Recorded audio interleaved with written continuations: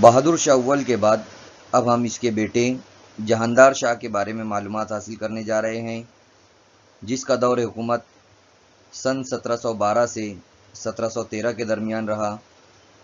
جہاندار شاہ بہادر شاہ اول کا بڑا بیٹا تھا، جو 1712 میں اپنے والد کی موت کے بعد ذوالفقار خان کی مدد سے تخت پر بیٹھا۔ ذوالفقار خان اسد خان کا بیٹا تھا۔ اسد خان نئے بادشاہ کا منسٹر تھا۔ جہاندار خان کا اصل نام مرزا معیز الدین بیگ محمد خان تھا۔ جہاندار شاہ بہادر شاہ اول کا بیٹا اور اورنگزیب کا پوتا تھا۔ اپنے دور حکومت میں اورنگزیب نے اسے اپنے دور میں بلخ کا گورنر مقرر کیا تھا۔ بلخ ایک مقام کا نام ہے، وہاں کا اسے گورنر بنایا تھا۔ اسے سندھ کا صوبے دار بھی مقرر کیا گیا تھا۔ تخت پر بیٹھنے سے پہلے اس نے بحر ہند کا بحری سفر بھی کیا تھا۔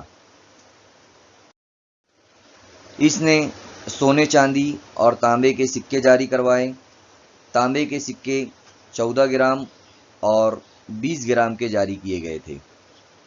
جہاندار شاہ ایک کمزور بادشاہ کے طور پر جانا جاتا ہے۔ اس کا دربار اکثر رقص اور تفریح سے روشن ہوتا تھا۔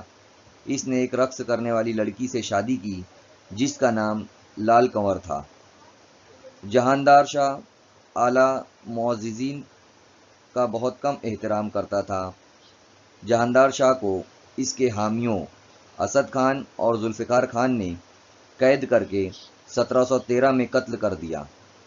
جہاندار شاہ کا زوال بنیادی طور پر ان کی اپنی نااہلی کی وجہ سے ہوا۔ جہاندار شاہ کے مختصر سے عرصے میں ظلم و تشدد اور بدمعاشی کا راج ہو گیا تھا۔ زمیندار باغی ہو گئے اور افسران بدعنوان ہو گئے تھے۔ یہ مختصر سی معلومات جہاندار شاہ کے بارے میں تھی۔ اب اس کے بعد ہم اور آگے مغل راجاؤں کے بارے میں معلومات حاصل کرنے والے ہیں۔ اللہ حافظ۔